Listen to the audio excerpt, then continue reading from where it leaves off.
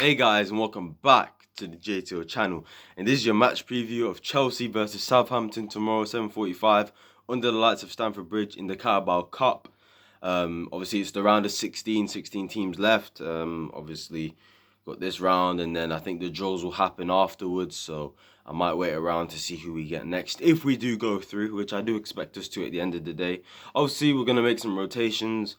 There's gonna be rests as well for key players in the team. To be honest with you guys, there was no press conference that Thomas Tuchel done yesterday. There were just a couple things that they revealed that I will get into as of right now soon. So if you do enjoy this video, please like, comment, subscribe, turn those post notifications, follow my social media down below. And yeah, let's get right into it. So firstly, news that Christian Pulisic, it's positive news, people. He is obviously back in individual training. He's back at the training ground at Cobham. Obviously, recently he's been doing some individual stuff inside Cobham, maybe around the gym, his rehab, stuff like that. But today, there were pictures of him outside. He wasn't with the main group because obviously he's not ready for team training yet, but he's obviously doing some individual stuff out on the training pitch. So that's really good news. The fact that he can do a bit of running, he can do some movements and stuff like that, and he can, move in, a decent pace, and that's positive news. Don't expect him to be back for this weekend's game. With that, I'm hoping he doesn't get a setback because, like Tuchel said a couple of weeks ago, he did have a setback. He was really close to coming back in a certain game, and then he had a setback. So hopefully he doesn't have a setback this time. And if he doesn't, then we should probably look at next week as to his return, either Malmo or Burnley, and hopefully he's back for then, and we can see Christian Pulisic back on the field. Obviously, you still know Timo Werner and Romelu Lukaku are out, and yeah, that was really just revealed on my timeline on Twitter, really. Some news has come out today about Andreas Christensen and the contract situation and the fact that he is feeling undervalued by the club. Obviously, he wants more money, just like Antonio Rudiger is. He's one of the lowest earners alongside Rudiger in the team. Obviously, Rudiger's on 100k, but Christensen is on £83,000 a week. That is embarrassing, bro. Like, yeah, and the club, I think I've offered him about 120 grand a week or something like that. And obviously he wants more than that. I think it's around there. I don't know. Fabrizio Romano said 4 days ago after he scored in the Champions League after he scored his first Chelsea goal that everything's been agreed. They just need the paperwork to be finalized and stuff like that. But it looks like Nizar Kinsella, Dan McCarthy have all come out and said, look, he wants more money. A contract extension hasn't been agreed. And I'm starting to get a little bit concerned because obviously Azpilicueta is on 7 months left. Rudiger's on 7 months left. Trevor Chalobah is on a year left and 2 months, obviously, because, he's an academy player. And obviously, as an academy player, you sign a contract at Chelsea and stuff like that. So he's on a year left, Trevor Chalobah. Thiago Silva's on 7 months left. Literally, all of our centre-backs, bar Sarr, who literally signed last year, are literally running out of contracts either next year or the year after. So we need to sort that out. And we've got, other than our centre-backs, we've got Mason Mounts to extend, we've got Kante's to extend, we've got Jorginho's to extend. So we've got a lot of contracts that we need to extend over the next 7 to 12 months. So it's key that we do that. And it's looking like it's a bit of a mess right now in terms of that. If Chelsea lose both Rudiger and Christensen, it's embarrassing. The fact that both want to stay at the club alone should just tell you everything you need to know, really. So if they do end up leaving, which I'm hoping both don't leave, but I can see one of them leaving, most likely Rudiger, because he wants a lot more money than Christensen. So yeah, you know whose fault it will be. So yeah. Anyway, move on to the starting 11, the predicted lineup that I think and personally think that Tuchel will play. Some of them are rotations, some of them stay in the team from the weekend, and some to be given a chance. You could probably see him by the title, and I'll explain why he deserves this chance. And yeah, so in goal, I'd actually start Kepa in goal. It's a Carabao Cup game, round of 16. I'd probably be starting Kepa all the way through. We're talking maybe if we get to the semi-finals, maybe the final, I'd probably just start Kepa. In this tie, why not? And probably the next one, if we go through, he deserves a chance. Obviously, every time he's played for us this season, he's been solid. Tottenham, Villa, when they probably should have won in 90 minutes in the Carabao Cup, Villarreal with the penalty shootout. So Kepa, you know what, as a second choice keeper, has been doing well this season. Deserves his chance once again to just impress and show and continue his form, and hopefully his value goes up as well. So yeah, Kepa in goal. A back three now. A left-sided centre back, Malang Sarr for me. Give Rudiger a rest. Why not? He doesn't really need to play this game. Maybe he should even stay at home, even potentially. But for me, Malang Sarr starts. He's played well against Brentford, and I hope he can continue from that performance and play well tomorrow if he does start. Middle centre back, I'd start Andreas Christensen. He didn't play in the weekend against Norwich. No surprises. I didn't expect him to be quite frankly with you guys. So yeah, Christensen in the middle, and then the right-sided. Keep Trevor in his place. Keep Trevor right-sided centre back. He played there on the weekend against Norwich. He played well. Didn't have to use much of his energy. I know he'd probably have to use a lot of his energy, a lot more. He has to use his energy more in this game, obviously, because we will play a weaker team. And Southampton, they probably will play a weaker team as well. But with Southampton, they probably going to go through in this as well. Like, why not? It's an opportunity to maybe win a trophy for them. So who knows what lineup they could go with tomorrow. But I'd go with Trevor Chalobah as the right-sided centre-back. And then at right wing back, I'd go with Azpilicueta. Reece James played on the weekend. Azpilicueta didn't come on at all.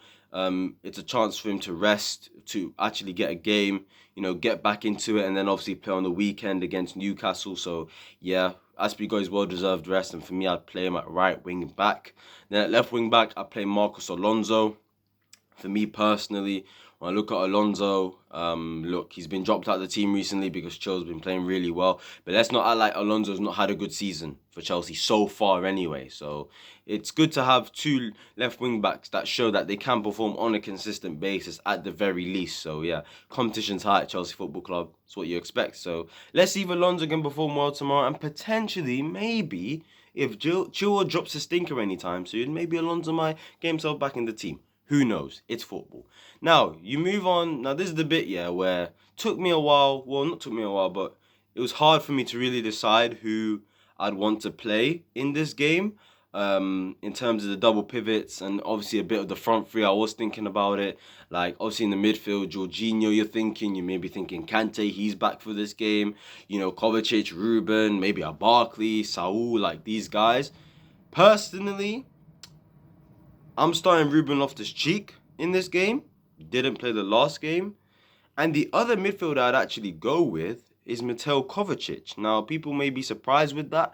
Now, the reason I've gone with Mateo Kovacic is because I'm thinking about also the game ahead, where for Newcastle, I play our main double pivot, which I think you guys should know. Do you understand? So I know Saul might be given a chance. Barkley maybe should be given a chance there. Look, it wouldn't surprise me if the midfield tomorrow is Saul and Ruben Loftus-Cheek. Wouldn't surprise me at all.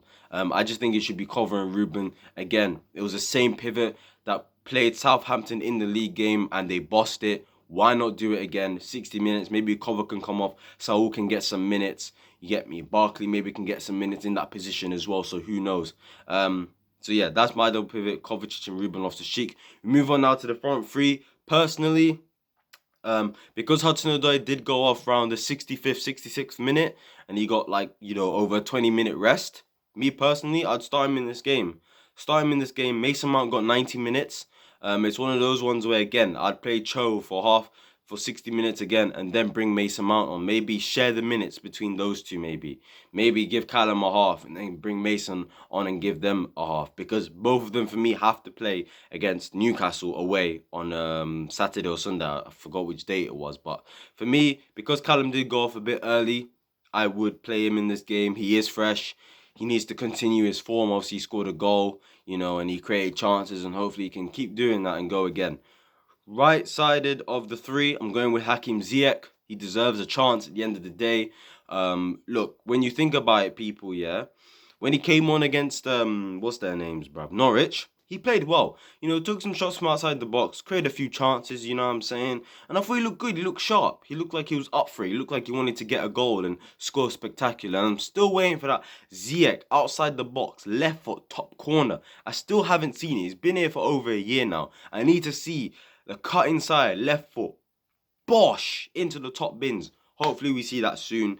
But I feel like he deserves his chance tomorrow, just like Havertz and Hudson-Odoi have been given their chances, and with Lukaku and Werner out, it's a chance for Ziyech to impress, not just the manager but the fan base, because the fan base are turning on him.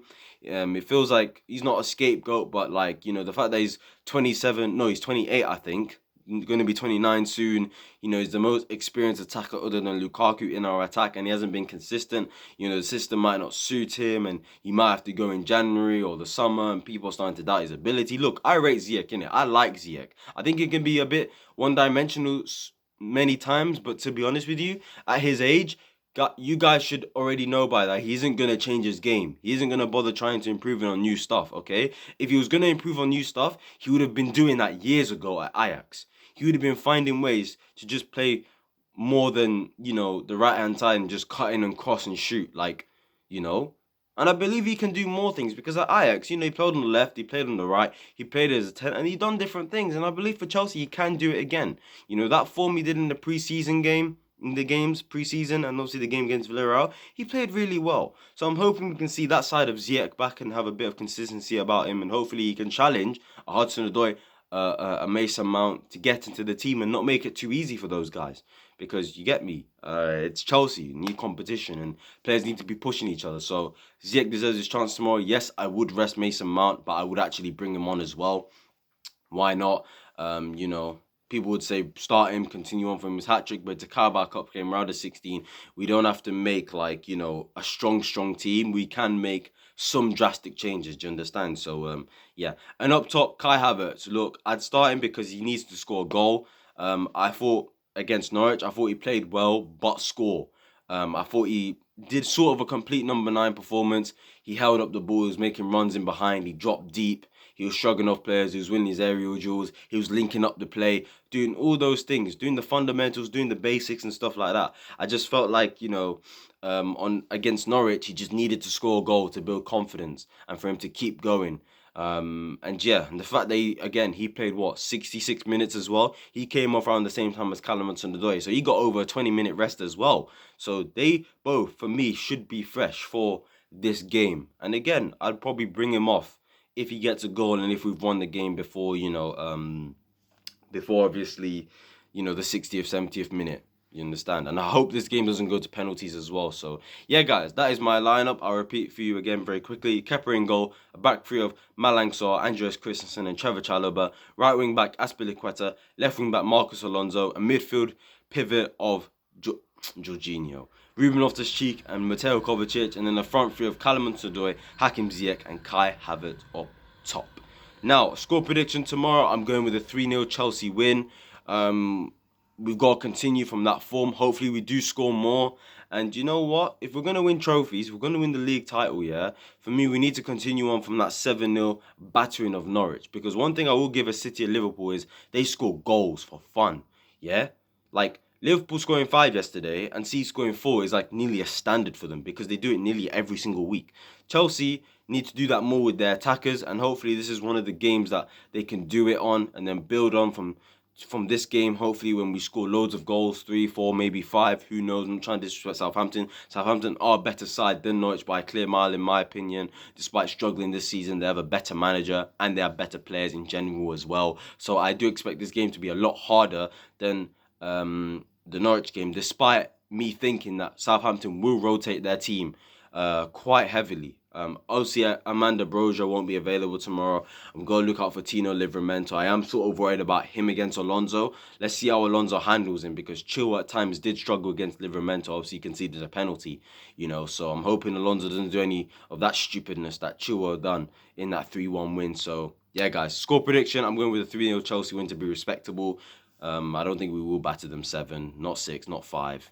Maybe 4 if we score from early on, maybe get a 2-0 in under 30 minutes or something like that, then maybe we could do that. But yeah, I'm going with a 3-0 Chelsea win. Goal scorers, Hakim Ziyech, Kai Havertz and Hudson-Odoi, all of them to get a goal. I want my attackers getting goals. And yeah, guys, if you did enjoy this video, please like, comment, subscribe, turn on post notifications, follow my social media down below. And I'll see you guys tomorrow for my match review and my player ratings video. See you lot then. Peace. Come on, Chelsea. Let's get through.